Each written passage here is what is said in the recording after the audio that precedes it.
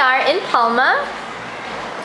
This is Coach Caitie. Caitie, will you tell us a little bit about yourself, where you're from, how long you've been working with Forenex?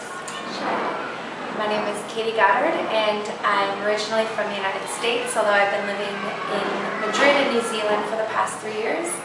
I've worked for Forenex for, my first time was 2 years ago, and that was when I worked as a basketball coach in Valencia and as a camp counselor and camp teacher in Grenos. Okay, very good. And how many years have you been playing basketball?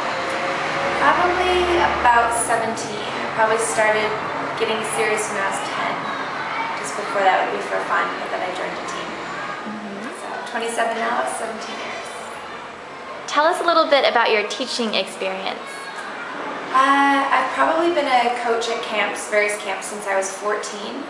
And when I got to university and started playing basketball there, we were always doing camps throughout the year. And I would do summer camps until I left for Spain. So I've been coaching for quite a while. Okay, great.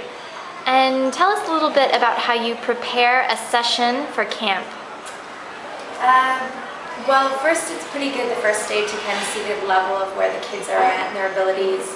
And some of the stuff is always basic. We always do a warm-up, and stretching always comes first.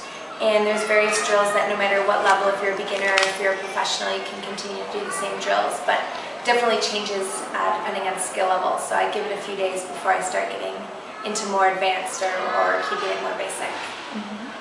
Okay, great. And how do you present new vocabulary or English concepts?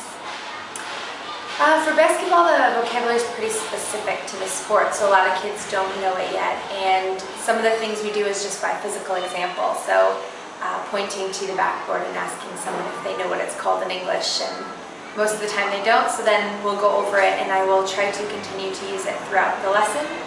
And hopefully by the end of day 1 or day 2, the basic ones that are necessary for the sport are learned. Okay, great. Do you have any tricks or tips for getting your kids to use English while on the court? Well, when they want to complain about being tired, or if they want to tell me that they have been fouled, or ask what's happening next, I won't respond in Spanish, and if they ask me in Spanish, I will pretend I don't understand. So when they want to learn something new or continue a game, they pretty quickly really make an effort to speak some English, and we work together to improve their English as well as their basketball skills. Okay. And do you have any funny stories from teaching at camps? Well, there's always interesting kids in various levels, and I think just nothing funny where out of the ordinary. Just kids being kids can sometimes be endearing, and you sometimes run into instances where maybe someone, maybe not as high as a skill level, for example, will dribble the ball too high and hit them back in the face when they're looking to find out where the ball went. And that can be a bit funny. But the kids in general are funny characters, lots of good personalities, so we have fun.